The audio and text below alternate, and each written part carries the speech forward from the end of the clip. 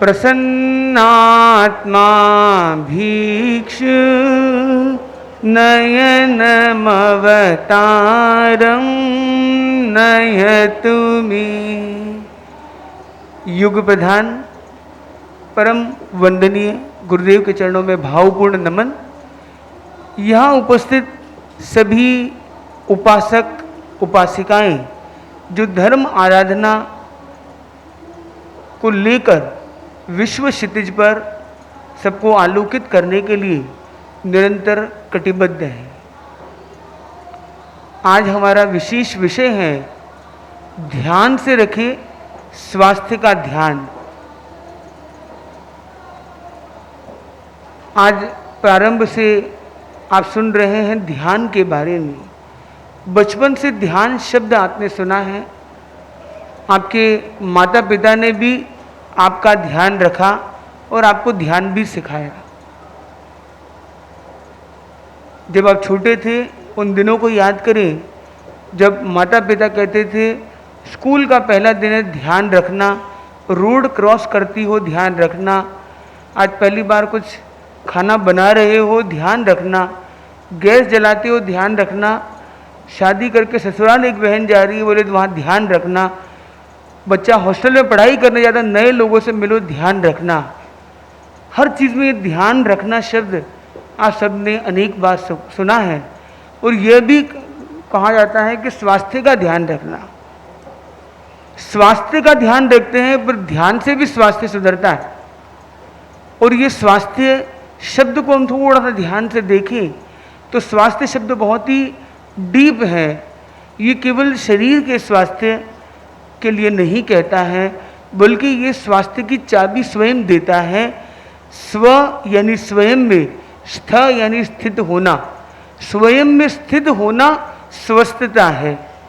तो आप खुद के अंदर सेटल्ड है या नहीं, खुद की लाइफ में जो हो रहा है उसमें खुश है या नहीं, खुद जिस कार्य में लीन हो उसमें आपका मन लग रहा है या नहीं, जहाँ आप रहते हो, जो आप करते हो, जिस साधना में आप हो उसमें आप शरीर से हो, मन से हो या भावना से हो या तीनों से हो, ये बड़ा महत्वपूर्ण है। आप उपासक बन के किसी क्षेत्र में पहुंचते हो, क्षेत्र तो उस क्षेत्र में पहुंच गए पर आपका मन आपका दिमाग अपने गृह क्षेत्र में ही लगा हुआ है। आप साधना के क्षेत्र में उतर गए पर आपका मन अभी भी गृहस्थ की उन चीज़ों में घूम रहा है, तो क्या आप स्वस्थ हो? शायद पूरी तरह नहीं। और आज ऐसे अनेक युवा मिल जाते हैं जो अपने जिस क्षेत्र में है उससे वो खुश नहीं रहते हैं।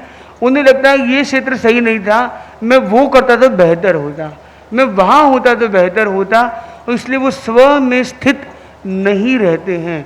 और जो स्व में स्थित नहीं रहता है उसका मानसिक स्वास्थ्य असंतुलित हो जाता है, उसके भाव अच्छे नहीं रहते तो उसका भावात्मक स्वास्थ्य भी डाउनग्रेड हो जाता है। और जहाँ मन नहीं है, जहाँ भाव नहीं है, वहाँ शरीर भी उतना साथ नहीं देता, वो शारीरिक स्वास्थ्य भी उसका डाउनग्रेड हो सकता है और हो भी जाता है। तो ध्यान से रखना है स्वास्थ्य का ध्यान, यानी हमें सेंटर में क्या है, स्वास्थ्य है और फोकस किस पर है, ध्यान पर है। पहले भी ध्यान शब्द है, बाद में भी ध्यान शब्द है। तो हमें ध्यान रखना है स्वयं का, ध्यान रखना है अपने मन का। शरीर का ध्यान रखने वाले बहुत लोग फिर भी मिल सकते हैं जो शरीर का ध्यान रखते हैं कि भाई मेरा खाना बराबर हुआ नहीं, मेरी नींद बराबर हुई या नहीं, पर मेरा मन बराबर है या नहीं, मेरे विचार बराबर है या नहीं, मेरी भावनाएं बराबर है या नहीं। ऐसा ध्यान रखने वाले कितने लोग होंगे? आपका एक परिवार है, 4-5 लोग साथ में रहते हैं, कोई एक व्यक्ति यदि बीमार हो गया, वो कहता है मेरे पैर दुख रहा है, मेरे को फ्रैक्चर हो गया, मेरे को यहाँ लग गई, शायद पूरा परिवार अपना व्यवसाय व्यापार छोड़कर भी खड़ा हो जाएगा, उसमें हॉस्पिटलाइज करेगा, उसका इलाज करेगा, उसकी पूरी केयरिंग हो जाएगी। पर यदि वो बच्चा कहता है आज मेरा मन नहीं लग रहा है, आज मेरा मन उपड़ा ठीक अच्छा नहीं फील कर रहा है, तो उसको कितना सब लोग काम छोड़ के उस पर ध्यान देंगे, वो क्वेश्चन मार्क है। तो सुखसाता क्या शरीर के स्तर पर ही है या सुखसाता मन के स्तर पर भी होनी चाहिए, भावों के स्तर पर भी होनी चाहिए और अध्यात्म के स्तर पर भी होनी चाहिए। ये महत्वपूर्ण। तो ये प्रयास करें। जैसे आप संतों के दर्शन करते हैं तो क्या पूछते हैं? सुख साता है। आप फैमिली में रहते हैं, एक दूसरे को क्या पूछते हैं? Are you fine? क्या आप अच्छे हो? तो ये आर यू फाइन बोलने के बाद वो दूसरा बेचारा कुछ बोले उससे पहले तो वो आदमी चला जाता है, कहते ठीक हो ना, वो बोल के चला गया। अरे वो शरीर से जो बात में वो तो तुरंत रिएक्ट कर सकता है, तो मन की बात को बताने के लिए योग्य माहौल मिलने पर वो अपनी बात रख पाएगा। तो वास्तव में परिवार में भी ऐसे माहौल के निर्माण करने की ज़रूरत है, उस पर ध्यान लगाने की ज़रूरत है और उसका ध्यान आकर्षित करने की ज़रूरत है और उसके ध्यान पर ध्यान लगाने की ज़रूरत है कि उसके मन में क्या चल रहा है। तो उसे माहौल मिलेगा और वो कह पाएगा जो उसके दिल में चल रहा है। क्योंकि क्या जुबान में है और क्या अरमान में है, कई बार बड़ा अंतर रह जाता है। फॉर्मेलिटी बहुत हो सकती है, पर इनफॉर्मल वे में कंड्यूसिव एटमॉस्फेयर क्रिएट करना, योग्य माहौल उत्पन्न होना जिससे वो अपनी बात खुले दिल से रख सके, तो वो खुल जाएगा और जो खुल जाएगा वो खिल जाएगा। तो ध्यान रखना है, आंखें बंद करके भी ध्यान होता है और आंखें खोलने से भी ध्यान होता है। और यदि हम खाली आंखें नहीं, किसी का दिल खोलने में कामयाब बन जाए, उसके इमोशन को खोलने में कामयाब बन जाए, तो हम वास्तव में उसकी प्रॉब्लम पर भी ध्यान दे सकते हैं और सॉल्यूशन पर भी ध्यान दे सकते हैं, उसकी समाधि पर ध्यान दे सकते हैं। तो जैन शास्त्रों में एक महत्वपूर्ण शब्द है, वह है समाधि। समाधि बड़ा महत्वपूर्ण विषय है। तो ये स्वास्थ्य की बात है, वो समाधि से बहुत जुड़ी हुई है। आदि, व्याधि और समाधि। आप में से कितने लोग हैं जो अभी जाग रहे हैं? वह हाथ ऊपर करेंगे। कितने लोग हैं जो अभी जिनको अच्छे से नींद आ रही है, वो हाथ ऊपर करेंगे। देखो हाथ ऊपर करें। आपको नींद आ रही है? अभी तो आपने हाथ ऊपर किया। अच्छा, कितने लोग हैं जिनको नींद थोड़ी थोड़ी आ रही है, थोड़ी थोड़ी जाग रही है, आ रही है फिर जा रही है? ऐसे कितने लोग हैं? ये देखो कई लोग हैं। Very good. अब ये बताइए कि जागना जरूरी है कि सोना जरूरी है? भगवान महावीर ने कहा कुछ जीवों का जागना जरूरी है, कुछ जीवों का सोना अच्छा है, कुछ जीवों का जागना भी अच्छा है, सोना भी अच्छा है, और किसी का जागना सोना दोनों। अब आपको सोचना आप कहाँ पर हैं और आपके लिए क्या अच्छा है, ये विवेक आप खुद लगा लेंगे। हमें कहने की कोई अपेक्षा नहीं, क्योंकि आप बहुत जागरूक हैं। आप सोते हुए भी हाथ ऊपर कर लेते हो और जागरूकता, उससे ज़्यादा क्या चाहिए? कितनी अच्छी बात। ऐसे लोग तो बहुत ही दुर्लभ मिलेंगे, क्योंकि आपके अंदर स्वीकार की क्षमता है। तो पहला मंत्र है स्वीकार करना। यदि हमें स्वस्थ रहना है और ध्यान से स्वास्थ्य का ध्यान रखना है, तो पहला मंत्र है स्वीकार पावर। हमें स्वीकार करने की शक्ति को जागृत करना है, विकसित करना है। भिक्षु स्वामी ने तो आसो जी को पूछ लिया था, आसो जी को प्रश्न पूछा था, वो स्वीकार के मोड में नहीं थे। पर आप लोगों पर मुझे बड़ा गौरव है, आप लोग स्वीकार की स्थिति तक पहुंच गए। और वास्तव में ये स्वीकार की क्षमता बहुत सरल नहीं है, पर ये स्वीकार करने का एक फॉर्मूला भगवान महावीर ने हमें दिया है। क्योंकि स्वीकार करना एक है औपचारिक रूप में स्वीकार करना, एक मौखिक रूप में स्वीकार करना, एक अंतर हृदय से शोधन करने की दिशा में समझना, स्वीकारना और सुधारना। समझना भी है, स्वीकारना भी है और उसको सुधारना भी है। तो ये तीनों का संगम हमें चाहिए, समझना, समझकर स्वीकारना और फिर अकॉर्डिंगली उसको सुधारना। तो आप में से कौन कौन है जो ये चाहते हैं कि उनकी लाइफ में एक पॉजिटिव रूपांतरण आए? कितने लोग ये चाहते हैं? और कितने लोगों को लगता है कि हम बेस्ट है, हमें कोई बदलना नहीं, हम दुनिया को बदल देंगे, हमें अपने को क्या बदलना, हम उपासक है, हम जहां जाएंगे ऐसा करेंगे, उनको सबको बदल डालेंगे। तो कितने लोग हैं जो दुनिया को बदलना चाहते हैं? नहीं बदलना चाहते, तो आप उपासक जाके क्या करोगे? दूसरों को नहीं बदलोगे? हमको तो लगा कि आप बड़ा बदलाव लेके आएंगे समाज में। तो कितने लोग हैं जो समाज में बड़ा बदलाव लाना चाहते हैं और उसकी शुरुआत कहां से करेंगे? स्वयं से करेंगे। तो बदलाव समाज में लाना है। अगर उसको छोड़ दिया तो फिर उपासक वक्ता के रूप में बनने का ज्यादा लाभ नहीं होगा शायद, फिर खाली स्वयं की उपासना होगी। पर हमें शुरुआत स्वयं से करनी है। तो हमें स्वयं को समझना है, स्वीकारना है और सुधारना है। उसी तरह से हम जिस पर काम कर रहे हैं, जो ऑडियंस सामने बैठी है, आप यूथ से बात कर रहे हैं, आप ग्रामीण लोगों से बात कर रहे हैं, आप प्रोफेशनल लोगों से बात कर रहे हैं, अब जिस वर्ग के साथ संपर्क संवाद स्थापित करते हैं उन्हें भी आपको समझना होगा, उनको आप जैसे हैं वैसा स्वीकारना होगा, तभी आप उनको सुधारने की दिशा में एक कदम आगे जोड़ पाएंगे। तो जरूरी है। और उसके लिए भगवान महावीर ने बहुत ही सुंदर सूत्र दिया।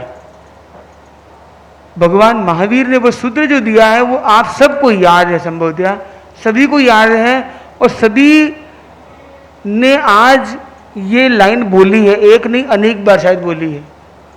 वो एक लाइन है, कोई बता सकता है?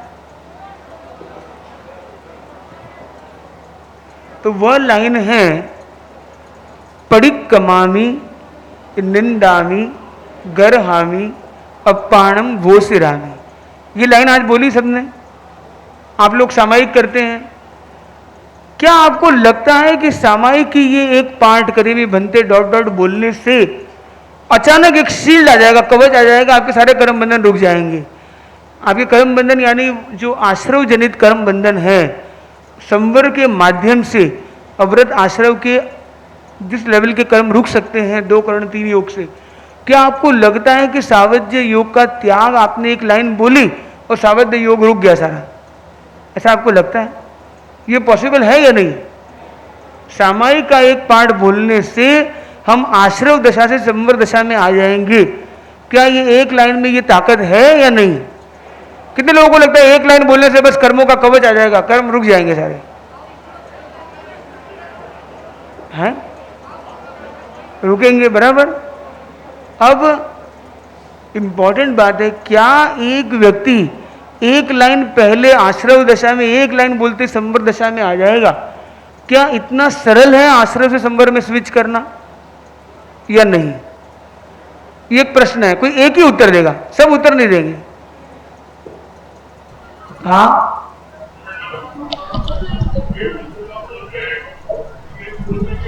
बोलने से ही बदल जाए ये तो नहीं है। इसके साथ में खड़क जाना ही करनी है, हर क्षण उसके प्रति जागरूक रहना पड़ता है। बहुत अच्छा मेडितवाल जी ने अच्छा उत्तर दिया। इनके लिए महत्वपूर्ण बात यहाँ है, वह है कि हम जब एक लाइन बोलते, वास्तव में उस एक लाइन में भी बहुत बड़ा पावर है। जैसे एक लक्ष्मण रेखा यदि व्यक्ति की रक्षा कर सकती है, तो ये एक लाइन भी बहुत रक्षा कर सकती है, यदि हमने समझ के, भावना के साथ, न कि नींद के साथ, न कि दूसरे चिंतन के साथ, न कि केवल फॉर्मेलिटी के साथ, बल्कि भीतर की समझ और भावना के साथ यदि कही है, तो हम वास्तव में ये क्रिएट कर सकते हैं। तो वो भावना क्रिएट करना वो बड़ा महत्वपूर्ण है। उसके लिए ध्यान जरूरी है।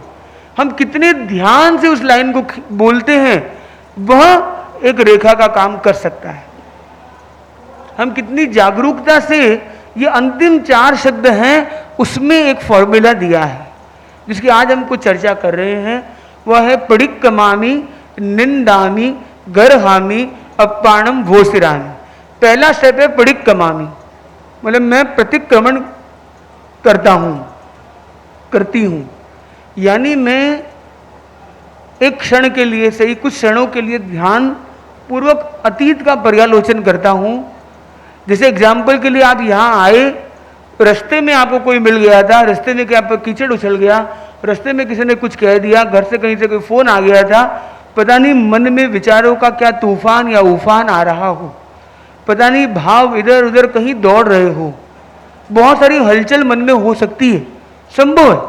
पर आप जब ये सामायिक करने बैठ रहे हैं, उस समय आप पडिक्कमामि पूर्वक आप जाते हैं कि अच्छा अतीत में ये हुआ है, तो तुरंत वो जो स्ट्रेस क्रिएटर इश्यूज है जो मन में चल रहे हैं, भावों में चल रहे हैं, उन पर आपको फोकस करना है।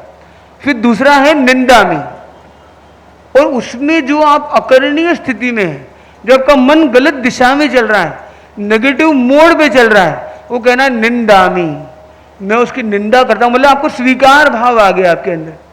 परिक्रमामी से आपने अपनी भूल को समझा है, और निंदामी में उसको आपने स्वीकार किया है, और गर्हामी में आपका एक ओपन एक्सेप्टेंस आ गया। मतलब बनते भगवान के सामने, गुरु के सामने जैसे हम प्रायश्चित करते हैं, गुरु के सामने गर्हा करते हैं, अपने दोषों की आलोचना करते हैं, वहां गुरु के सामने प्रत्यक्ष न भी जा सके, भावों से हम विजुलाइज कर रहे हैं, हम तीर्थंकर या गुरु की साक्षी में हम अपनी गलती को कन्फेस करते हैं, स्वीकार करते हैं। तो एक बड़े लेवल पर हमने स्वीकार कर लिया। और फिर अपाणम वोसिरामी, फिर आत्मा से उस गंदगी को, उस स्ट्रेस को, उस टेंशन को, उस लोड को आप अनलोड कर देते हैं, उसको वोसिरे कर देते हैं, उसको अपने आप से अलग कर देते हैं, और अब आप सामायिक की साधना में उतर जाते हैं। तो ये जो सामायिक यानी समता की साधना का मंत्र है, जब जब आपको समता क्रिएट करनी है अपनी लाइफ में, जब जब आपको आराधना के क्षण में जाना है, जब जब आपको अपनी नेगेटिविटी से अपने आप को अनलोड करना है, जब जब आपको अपने स्ट्रेस से अपने आप को फ्री करना है, तो ये प्रयोग यदि आप कर सकते हैं, 2, 3, 4 मिनट का प्रयोग ही सही, जहां दीर्घ श्वास पूर्वक परिक्रमामी, निंदामी, गर्हामी, अपाणम, वोसिरामी, ये 4 स्टेप की आप प्रैक्टिस करते हैं और आप अपने आप को अनलोड कर देते हैं। तो मेरे ध्यान में कम से कम रात्रि शयन से पूर्व ये प्रयोग हमें करना चाहिए, और प्रत्येक उपासक ये प्रयास कर सकता है कि हम 2 मिनट 3 मिनट का ये आत्मचिंतन का प्रयोग जो आगम अनुमोदित है, आगम के सूत्र के आधार पर हम क्रिएट कर सकते हैं अपने लिए, तो हम एक बड़ा परिवर्तन ला सकते हैं। आप में से कितने लोग हैं जो ये मानते हैं कि दिन में समय निकालना थोड़ा कठिन होता है? समय निकालना हमेशा बहुत इजी नहीं होता है, पर हम कभी कभी समय निकालते हैं, पर हम चाहते हैं कि हमें और समय मिले, हम और धर्माराधना करें, हमें समय मिलता जाए तो कितना अच्छा हो जाए। कितने लोग चाहते हैं उनका साधना में समय और अधिक लगने लग जाए? तो आपको एक सिस्टम बजा रहे हैं जिससे आपका 1/3 जीवन से 1/4 जीवन साधनामय बन जाए, और वो केवल 5 मिनट के इन्वेस्टमेंट से 5 मिनट इन्वेस्ट करें और अपना 1/3 से 1/4 जीवन अध्यात्ममय बना सके। तो कितने लोग ये जानना चाहेंगे? Very good, very nice. तो आत्मा को निर्मल बनाने के लिए हमें रात को सोने से पूर्व, क्योंकि हमारी जो रात की नींद है वो औसतन 6 घंटे से 8 घंटे, किसी की 6, किसी की 8, किसी की थोड़ी ऊपर नीचे भी हो सकती है। 6 घंटे यानी 1/4 जीवन। अगर जीवन 24 घंटे का तो 6 घंटा, जितना भी जीवन, जितने भी वर्षों का, दिनों का हो, उसका 1/4 अंश हमारा नींद में है, और किसी का 8 घंटे तो 1/3 जीवन। इसलिए 1/4 से 1/3 जीवन जो हमारा नींद में जा रहा है, तो यदि हम उस नींद को वेस्ट की जगह इन्वेस्ट में बदल दें, और वो कैसे हो सकता है? रात को सोने के पहले हम ऐसा कोई प्रयोग करते हैं जिससे दिन भर का जो स्ट्रेस है, दिन भर की जो एंजाइटी है, दिन भर का जो लोड है, वो हमारी नींद के अंदर, सपनों के अंदर, विचारों के अंदर प्रभावी न रहे, वो हमें आर्त ध्यान, रौद्र ध्यान में न ले जाए, बल्कि रात को सोने से पहले वो हमें धर्म ध्यान की ओर मोटिवेट कर दे, टर्न ऑफ कर दे। तो बहुत पॉसिबल है रात को सपना भी आएगा या विचार भी आएगा, तो भी वो सम्यक दिशा का होगा, न कि मोह कर्म की दिशा का होगा, बल्कि वीत मोह वीत राग की दिशा में होगा। तो रात को सोने से पहले 3 मिनट से 5 मिनट एक प्रयोग आप कर सकते हैं। उसमें है प्रयोग है, पहला चरण है कायोत्सर्ग, यानी 1 मिनट से 2 मिनट के अंदर दीर्घ श्वास पूर्वक अपनी पूरी बॉडी की एक एक अंग को रिलैक्स करना, और उससे जो हमारी आसक्ति है, उससे शरीर से हमारा जुड़ाव है, उसको छोड़ने का प्रयास करना, जिसको कहते हैं व्युत्सर्ग, काय उत्सर्ग, वी उत्सर्ग, कायोत्सर्ग, व्युत्सर्ग का प्रयोग 1 मिनट से 2 मिनट। और उसके बाद आपने विजुलाइज किया कि आप सिमंदर स्वामी के सामने या गुरुदेव के सामने आप पहुंच गए हैं और गुरुदेव के आप वंदना कर रहे हैं और उनके सामने आप अपना आत्मचिंतन प्रस्तुत कर रहे हैं। पूरे दिन में आपने जो भी गलतियां की, जो भी दोष लगे, उसका आप प्रतिक्रमण करते हैं, उसकी निंदा करते हैं और गुरु या तीर्थंकर के सामने उसकी आलोचना कर रहे हैं और उससे आप अपने आप को मुक्त कर रहे हैं। ये 2 मिनट 3 मिनट टाइम कितना कम ज़्यादा आपको लग सकता है अपने अपने अनुकूलता से, पर वो ऐसा हम एक प्रयोग करने का प्रयास करें और लास्ट में उनको पुनः वंदना करते हुए उनके आभार के साथ हम वापस लौट आते हैं। तो ये एक 3 मिनट से 5 मिनट का प्रयोग और उसके अंदर एंडिंग में और स्टार्टिंग में स्माइल विथ नौकार, हम नौकार मंत्र एक पावन मुस्कान प्रसन्न भाव के साथ नमस्कार महामंत्र का प्रयोग करें प्रारंभ में और अंतिम में, और एक लाइन का प्रयोग करें आई एम, रिपीट करेंगे I am elevating, I am elevating, enlightening and empowering, I am elevating, enlightening, empowering, I am elevating, enlightening, empowering in every way. तो मैं हर दिशा में अपना उत्थान कर रहा हूं, मैं हर दिशा में अपने आप को उन्नत बना रहा हूं, मैं हर दिशा में अपने आप को ऊर्जामय बना रहा हूं। ये भाव अपने अंदर आए, जब हम एलिवेटेड होते हैं हमारी सोच का उत्थान हो जाता है, हम एनलाइटन हो जाते हैं, हमारे अंदर आत्मा का प्रकाश विकसित होता है और हम एम्पावर्ड होते हैं, उतनी शक्ति और सामर्थ्यवान बन जाते हैं जिससे हमारी सोच को हम इम्प्लीमेंट लाइफ में कर पाए तो हम निश्चित रूप से अपने अंदर बड़ा परिवर्तन ला सकते हैं। एक महत्वपूर्ण विषय और है, वह है जो हम दिन भर करते हैं। आदमी सबसे ज्यादा काम क्या करता है पूरी 24 घंटे में? एक तो नींद का टाइम है, बड़ा टाइम, तो नींद पे हमने थोड़ा वर्क किया। दूसरा काम क्या है हम जो दिन भर में ज्यादा करते हैं? क्या करते हैं? तो सबसे ज्यादा जो हम काम करते हैं, जिसके लिए हम बहुत मशहूर हैं, जिसके लिए हम पहली 4 इंद्रियों से अलग जीव हैं, जो पहली 4 इंद्रियों के वाले के पास क्षमता नहीं है, खाली आपके पास है। पंचेंद्रिय भी सबके पास नहीं है, आपके पास है। पंचेंद्रिय में भी सबके पास नहीं है, वह है मन। कान तो है ही, श्रोतेंद्रिय भी दुर्लभ है आपके पास, और एक आपके पास है मन। तो आप सोचते बहुत हैं। ये बताइए आप में से कितने लोग हैं जो माला फेरते हैं, ध्यान करते हैं, कोई प्रयोग करते हैं तो उनको बहुत सारे विचार आने लग जाते हैं? ऐसे कितने लोग हैं? देखो हमारे सामने कितने विचारक लोग हैं, बड़े बड़े विचारक। We have the great thinkers of our time. तो बहुत अच्छी बात है। ये बताइए ओवर थिंकिंग होना अच्छा है कि बुरा है? थिंकिंग करना अच्छा है कि बुरा है? विचार करना हमारी शक्ति है कि कमजोरी है? शक्ति है। अब ये देखिए दूध के अंदर एक पतीला दूध है, 1 चम्मच चीनी डालेंगे तो दूध मीठा होगा खारा होगा? और चीनी डालेंगे तो और मीठा होगा। 3 चम्मच होगा तो और मीठा होगा। मतलब जैसे जैसे चीनी जुड़ती जाएगी मिठास बढ़ती जाएगी। आपने कहा थिंकिंग अच्छी है तो और डबल थिंकिंग होगी तो और अच्छा होगा, और ज्यादा थिंकिंग होगी और ज्यादा अच्छा होगा। जितनी थिंकिंग बढ़ती जाएगी उतना अच्छा होगा।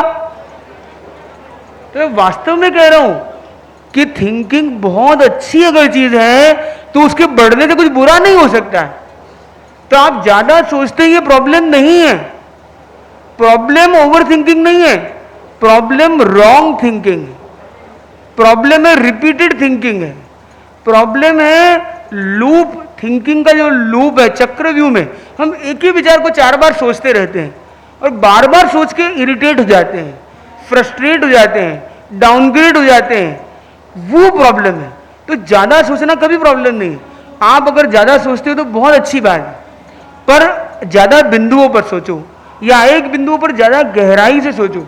गुरुदेव भी बहुत चिंतन कराते हैं, संत भी कुछ बोलते हैं बहुत सोच समझ के बोलते हैं, बोलते बहुत सोच के बोला है आपने, तो बहुत सोचना गलत था क्या?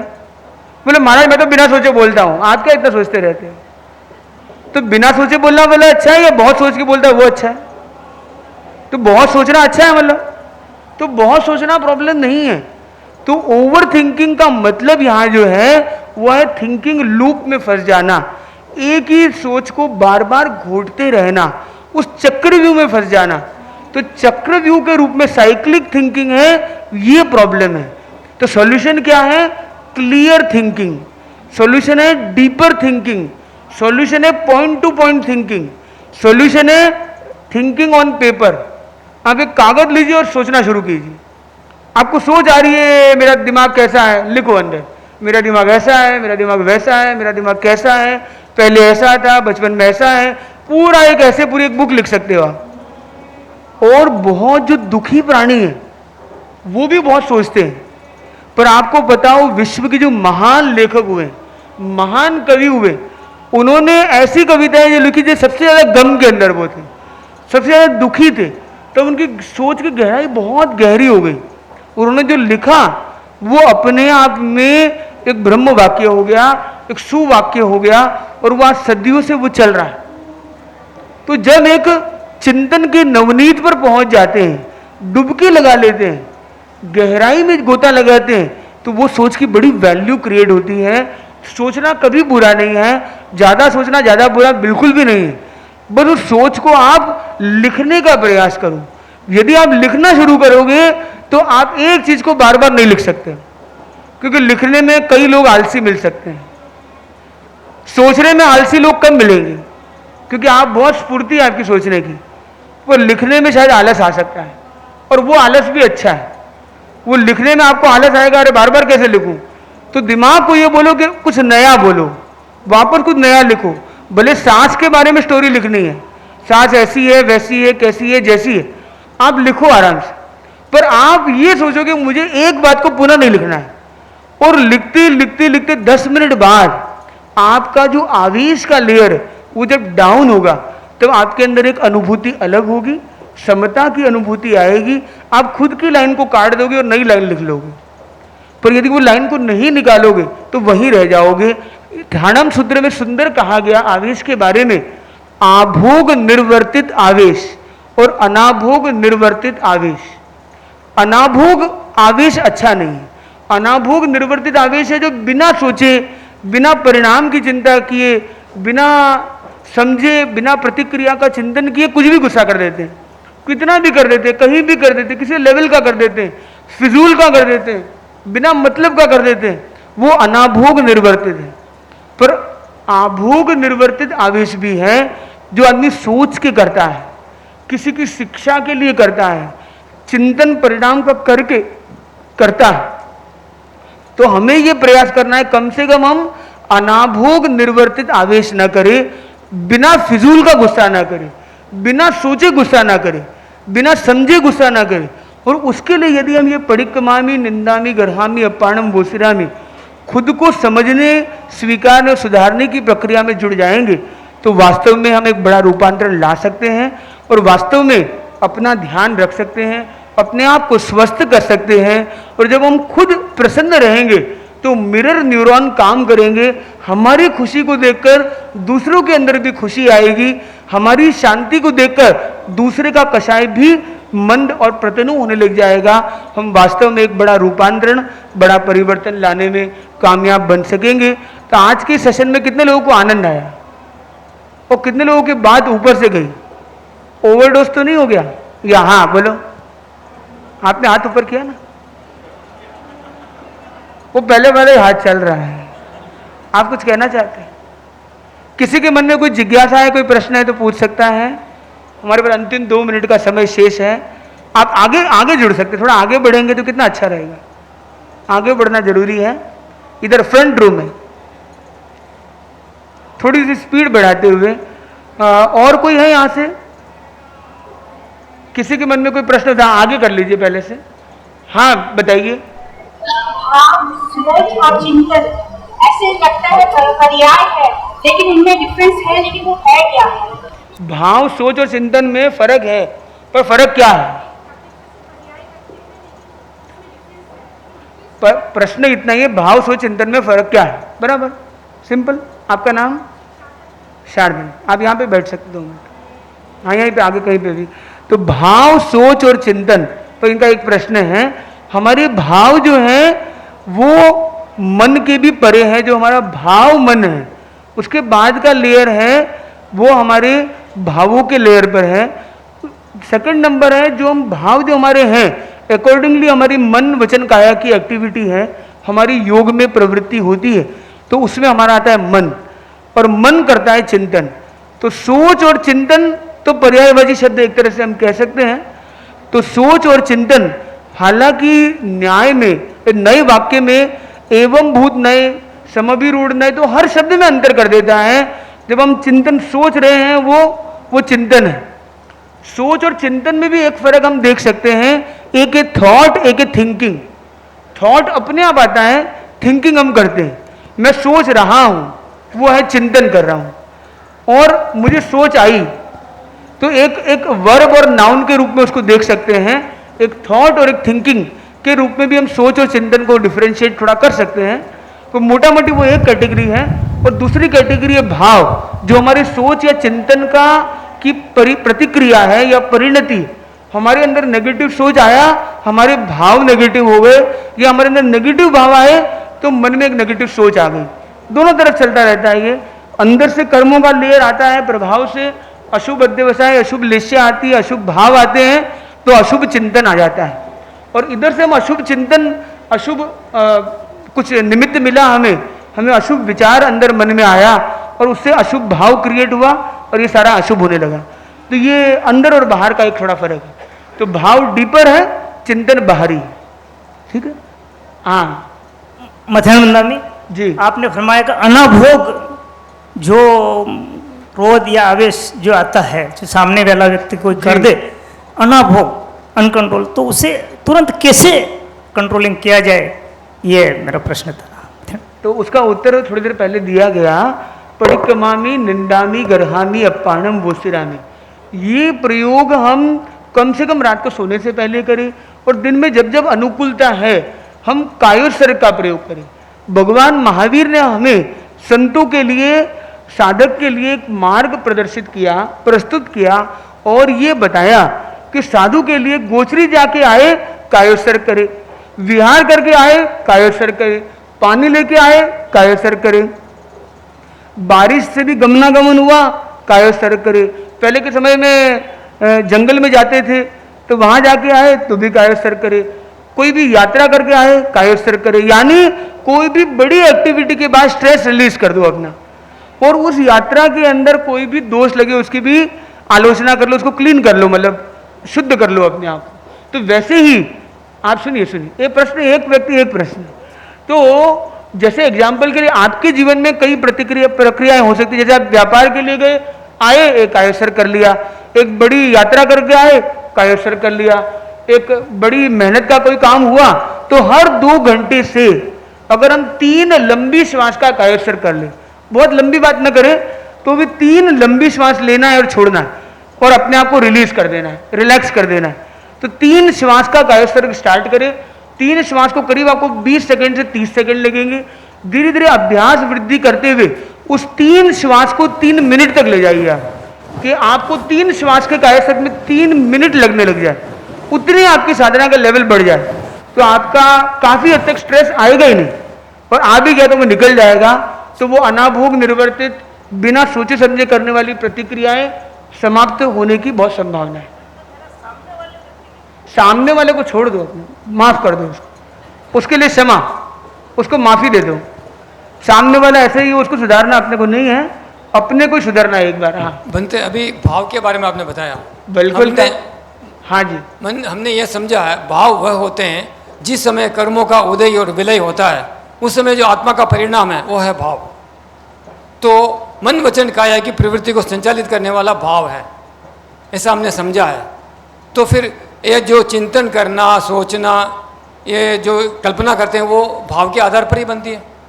तो ये तो बेचारी कर्मचारी हैं, भाव जैसे संचालित करता है वैसे संचित होते हैं। तो ये है कि मालिक का काम कर्मचारी करता है, बराबर। तो कर्मचारी भी अपने मन से भी कुछ काम करके मालिक को कहता है ना, आके मालिक ने कहा ये काम करके आ जा, तो वो कर्मचारी एक नई कंप्लेन लेकर जाता है कि मेरा बाजू वाला ऐसा कर रहा है, मैं क्या करूं। तो खाली मालिक पर कर्मचारी नहीं चलता है, कर्मचारी के हिसाब से भी मालिक बदलता है। मतलब कर्मचारी को मालिक निर्देश देता है, ये सामान्य बात है। पर कभी कभी कंप्लेन लेके कर्मचारी आ जाता है कि सर आपने ये काम दिया था पर आपका बाजू वाला ऐसा बोलता है, मैं तो नहीं करूंगा, मैं जा रहा हूं, मैं ये कर रहा हूं। होता है ना ऐसा। तो कर्मचारी भी बातें लेके आता है। वैसे हमारा मन भी भावों को प्रभावित करता है, भाव मन को और मन भाव को परस्पर प्रभावित करते रहते हैं। तो ये जो कर्मचारी है ना, ये भी अपना काम करते करते नई नई कंप्लेन लेके आते हैं। मैंने तो ऐसा देखा, मेरे को अच्छा नहीं लग रहा है, वो कंप्लेन लेके भावों को बोल देता है। और प्रेक्षा ध्यान का यही कॉन्सेप्ट है कि हम अपने मन को अनुशासित करके अपनी मन वचन काया की क्रियाएं हम करते हैं, उसके माध्यम से अपनी भावधारा पर हम काम करते हैं। तो भावधारा पर काम करना है, वो भावधारा को अप्रोच कैसे करेंगे। तो अपने मन अपने पास जो टच में तो अपने कर्मचारी है, उस कर्मचारी से मालिक तक पहुंचते हम। तो मालिक को समझाने के लिए हम कर्मचारी को माध्यम बनाते हैं। बराबर है, ठीक है। हाँ, मैं कह रहा था लेश्या ध्यान का हाँ, यही कंसेप्ट है। हम पुद्गलों का ध्यान करते हैं, मन प्रभावित होता है, उससे भाव प्रभावित होते हैं। हाँ, फिर बिल्कुल। भाव से मन प्रभावित बाबर होता मन है, प्रभावित। तो भाव से मन और मन से भाव, मन यही से आपने पहले कहा। बराबर। तो मन और भाव का परस्पर है, और इसलिए भाव क्रिया। एक और अभी क्योंकि आज स्वास्थ्य का विषय था, उसे जुड़ा हुआ एक और कॉन्सेप्ट है भाव क्रिया का, जिसको माइंडफुलनेस कहते हैं।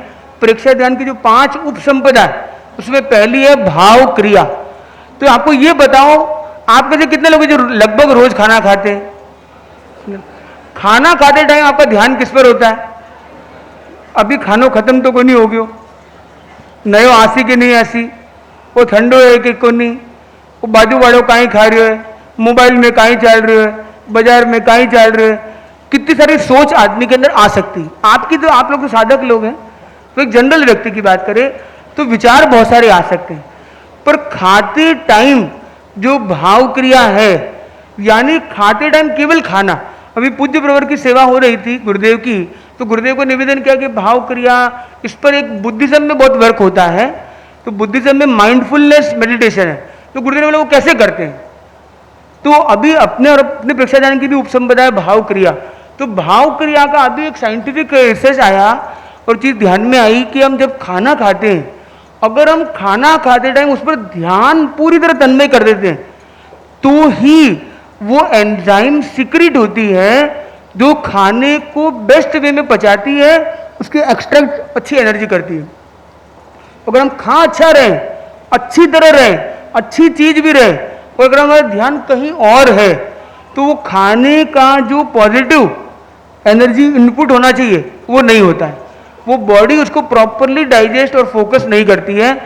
खाते टाइम जो लार के साथ जो हार्मोन आने चाहिए वो बराबर आते नहीं है, सिक्रीशन बराबर नहीं होता है जब आपका फोकस उस पर नहीं होता है। तो भाव क्रिया का भोजन से संबंध है। तो हम सोचते, विचारते, बोलते, लिखते, पढ़ते, जो भी क्रिया संसार की करते हो, साधना की करते हो, उसके अंदर भाव क्रिया जुड़ने से कम समय में वो कार्य होगा, वो कार्य ज्यादा निष्पत्तिजनक होगा, और उस कार्य से लाभ, आत्मिक लाभ भी हमें अच्छा मिल सकेगा। हम कर्म बंधन से भी काफी बच सकेंगे। इन्हीं भावनाओं के साथ अपनी वाणी को यही विराम देते हैं। समय की अपनी सीमा, हमें सबको आगे बढ़ना है। इन्हीं भावनाओं के साथ ओम अरहम। हाँ, एक लास्ट क्वेश्चन इनका एक सुन लेते हैं, फिर आप मंगल पाठ के लिए तैयार रहिए। हाँ, थोड़ा फास्ट। हाँ, जल्दी थोड़ा। ध्यान भी हमारी एकाग्रता से होता है और कायोत्सर्ग भी एकाग्रता से होता है, तो फिर दोनों में अंतर क्या है। नहीं, अंतर क्यों करना, दोनों निरंतर करते रहो। नहीं, फिर दोनों में थोड़ा सा अंतर है, समझ। अच्छा, ऐसा है कि ध्यान जो होता है ना, जो अपने शास्त्रों में ध्यान की बात है, वो है श्रुत ज्ञान, फिर उस पर ध्यान। अपने ठाणम सूत्र में 3 प्रकार की बात बताएगी, 3 प्रकार का धर्म: सुअधीत, सुध्यात, सुतपस्सित। सुअधीत मतलब अच्छी तरह स्वाध्याय किया हुआ, और स्वाध्याय के बाद उस पर ध्यान धरना। मतलब ध्यान जनरली किसी सूत्र पर ध्यान करना, किसी बिंदु पर ध्यान करना, और कायोत्सर्ग का मतलब है छोड़ने पर ध्यान।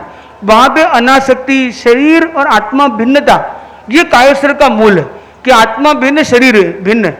और जो ध्यान है वो विभिन्न प्रकार का है, किसी सूत्र पर ध्यान है, किसी अर्थ पर ध्यान है, किसी अक्षर पर ध्यान है, किसी अनुप्रेक्षा पर ध्यान है, ऐसे अलग अलग तरह के ध्यान है। तो ध्यान का एक विस्तार है, कायोत्सर्ग अपने आप में एक सार है। तो दोनों में आप अंतर भी रखिए भले, पर दोनों निरंतर करते रहिए, खूब आगे बढ़ते रहिए। चत्तारी मंगलम अरंता मंगलम सिद्धा मंगलम साहू मंगलम केवली परिणत्व धम्मो मंगलम। चत्तारी लोगुत्तमा अरंता लोगुत्तमा सिद्धा लोगुत्तमा साहू लोगुत्तमा केवली परिणत्तो धम्मो लोगुत्तमो। विघ्नहरण मंगल करणम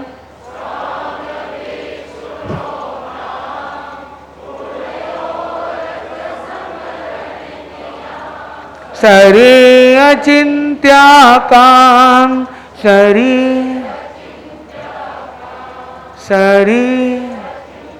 साथ में एक दो संकल्प की बात, क्या आप लोग एक संकल्प कर सकते हैं आज कि हम गुरुदेव इतनी बड़ी यात्रा कर रहे हैं नशा मुक्ति के लिए, और आप लोग संभवतः सभी नशा मुक्त होंगे, ये आशा आराम से की जा सकती है।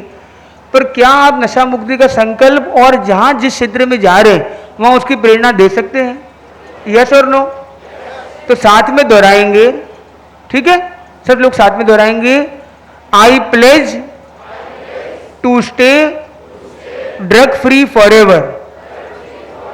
सब लोग एक साथ, I pledge to stay drug free for ever. I am proud to be drug free.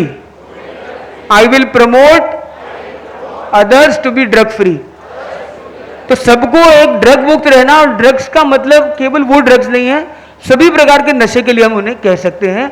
I pledge to practise digital detox during meals, sleep, driving.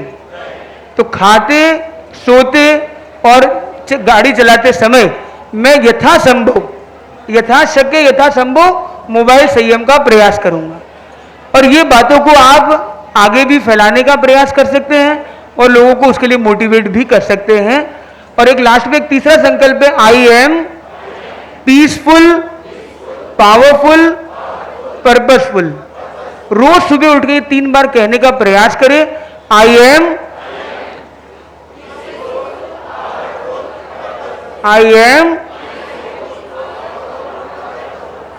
once again wonderful।